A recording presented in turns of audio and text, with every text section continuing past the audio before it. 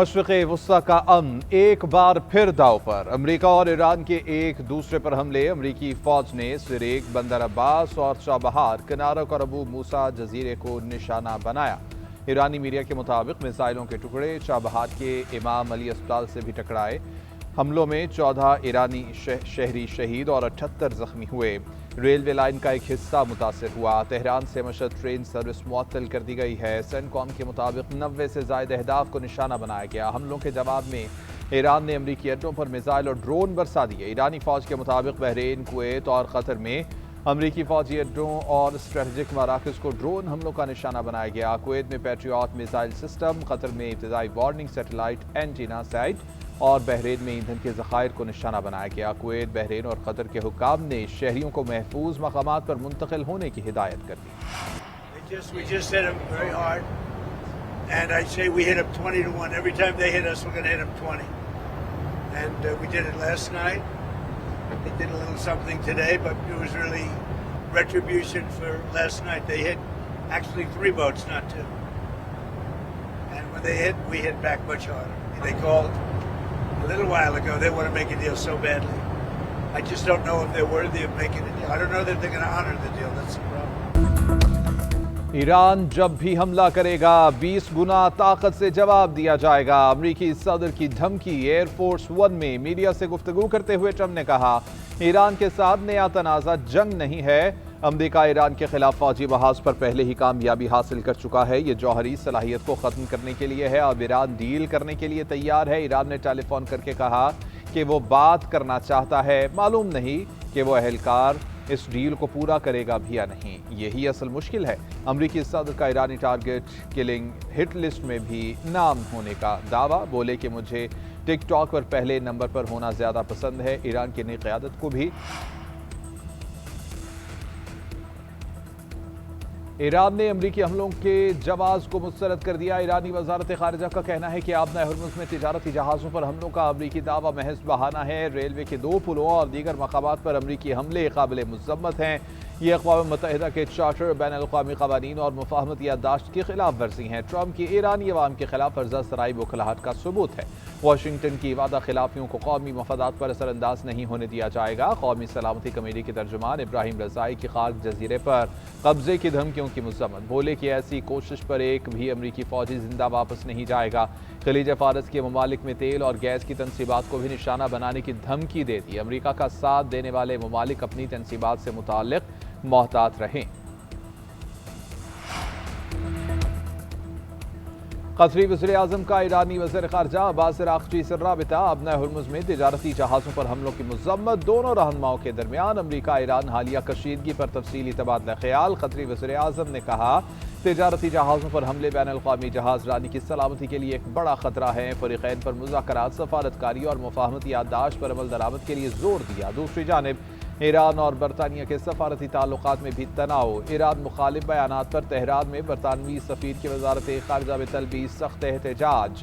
ईरानी हुक्काम का कहना है कि ईरान पर सलामती को खतरे में डालने के बरतानवी इल्ज़ामात मुस्तरद करते हैं।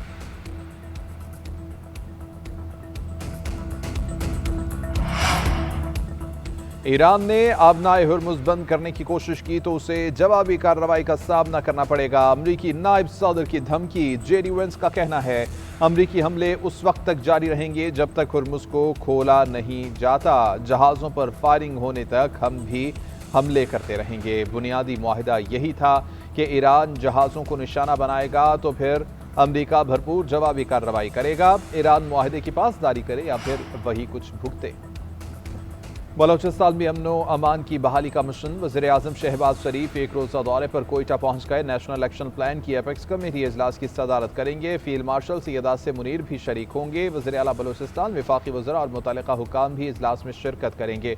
बलोचिस्तान में अमनो अमान की सूरत हाल का तफसीली जायज़ा लिया जाएगा। इजलास में अमनो इस्तेहकाम के लिए अहम फैसलों की मंजूरी मुतवक्की है।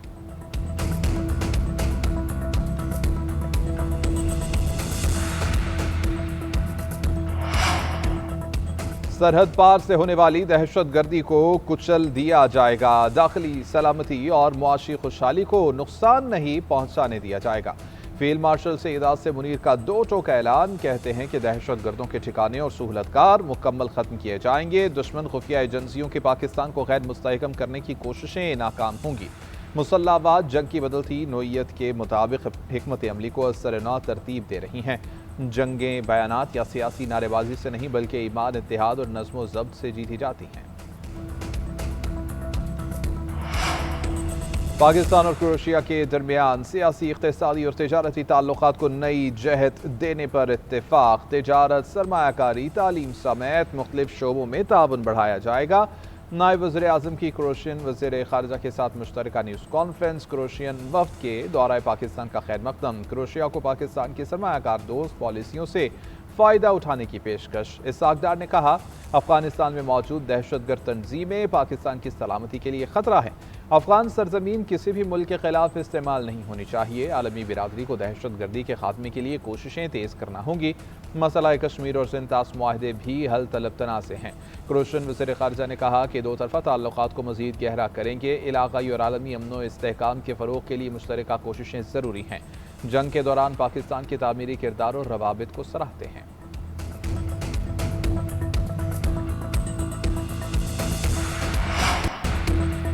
شہید ایرانی سپریم لیڈر کی تدفین کی تیاریاں مکمل، طیارہ شہید سپریم لیڈر اور اہل خانہ کے جسد خاکی لے کر مشہد پہنچ گیا۔ تدفین مشہد میں مقدس روضہ امام رضا کے احاطے میں کی جائے گی۔ عراق میں زائرین کے فقید المثال رش کے باعث تدفین میں تاخیر ہوئی۔ نماز جنازہ اور تدفین مقامی وقت کے مطابق دوپہر 2:30 بجے ہوگی۔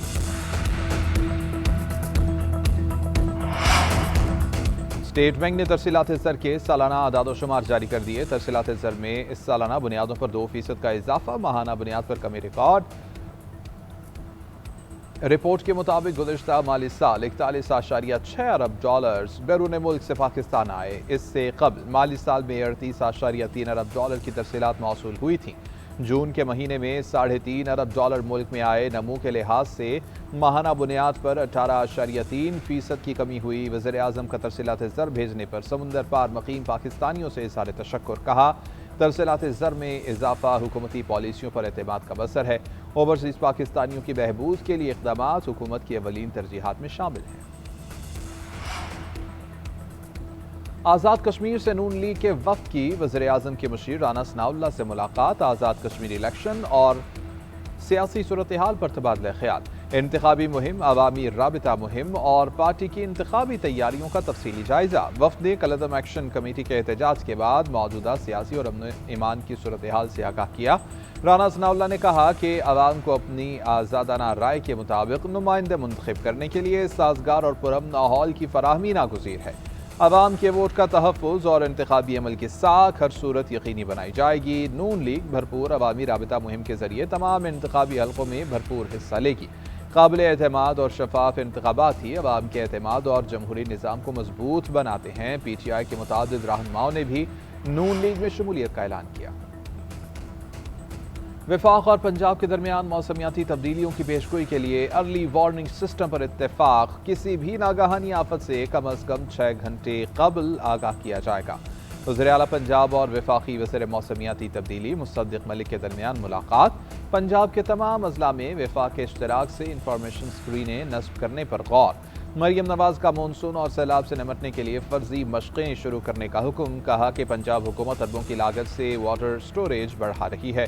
واسا اور ویسٹ مینجمنٹ کا نظام پہلے صرف لاہور تک محدود تھا، اب ہر جگہ پر ہے۔ مصدق ملک کا کہنا تھا کہ گزشتہ سال بھارتی آبی جارحیت سے وقت کم ملا، اس کے باوجود پنجاب نے بہترین کارکردگی دکھائی۔ پنجاب کو جہاں بھی ضرورت پڑے گی وفاقی حکومت ہر قدم پر ساتھ نبھائے گی۔ مشرق وسطیٰ میں دوبارہ جنگ کا خدشہ عالمی معیشت کے لیے بڑا خطرہ قرار۔ آئی ایم ایف نے پاکستان کی شرح نمو کا تخمینہ 3.5% پر برقرار رکھا ہے۔ حکومت نے 4% ہدف مقرر کیا تھا۔ گزشتہ مالی سال کی 3.7% شرح نمو کے مقابلے میں معاشی رفتار میں معمولی سست روی کی پیشگوئی کی گئی ہے۔ رپورٹ کے مطابق مشرق وسطیٰ میں کشیدگی کے باعث عالمی مہنگائی میں اضافے کا خدشہ ہے۔ رواں سال عالمی افراط زر 4.7% تک پہنچ سکتا ہے۔ خام تیل کی اوسط قیمت $89 فی بیرل پر رہنے کا امکان ہے۔ اب نئے ہرمز میں رکاوٹ پیدا ہوتی ہے تو عالمی توانائی کی سپلائی شدید متاثر ہوگی۔ اس کے اثرات دنیا بھر کی معیشتوں پر مرتب ہوں گے۔ خام تیل کی قیمتیں مفاہمتی یادداشت پر دستخط سے پہلے کی سطح پر۔ امریکی WTI کی قیمت 1.1% بڑھ کر $74 فی بیرل تک پہنچ گئی۔ برطانوی برنٹ کروڈ $78 فی بیرل تک پہنچ گیا۔ مربان کروڈ 6% مہنگا $73 فی بیرل تک پہنچ گیا۔ قدرتی گیس کی قیمت بھی بڑھ کر $3.02 فی MMBTU تک پہنچ گئی۔ امریکی پابندیوں کے باعث ایران کا 6 کروڑ 30 لاکھ بیرل خام تیل سمندر میں پھنس گیا۔ دوسری جانب پاکستان اسٹاک ایکسچینج میں بھی مندی کا رجحان، 100 انڈیکس میں 500 سے زائد پوائنٹس کی کمی، مارکیٹ 1,81,000 کی سطح پر آ گئی۔ کاروبار کا آغاز 1,81,629 پوائنٹ سے ہوا تھا۔ ایران پر موجودہ حملے گزشتہ کارروائیوں سے زیادہ وسیع ہیں۔ امریکی نیوز ویب سائٹ ایکزیوس کا امریکی عہدیدار کے حوالے سے دعویٰ رپورٹ کیا کہ امریکی عہدیدار کے مطابق تازہ امریکی کارروائی کا دائرہ کار منگل کے حملوں سے بڑھ کر ہے۔ درجنوں اہداف کو نشانہ بنایا گیا جن میں فضائی دفاعی نظام بھی شامل تھا۔ امریکی عہدیدار کی خبر ایجنسی روئٹرز سے بھی گفتگو بتایا کہ ایرانی command and control network, ساحلی ریڈار تنصیبات کو نشانہ بنایا گیا۔ بحری جہاز شکن میزائل صلاحیتیں اور 60 سے زائد چھوٹی کشتیاں بھی امریکی حملوں کا نشانہ بنی۔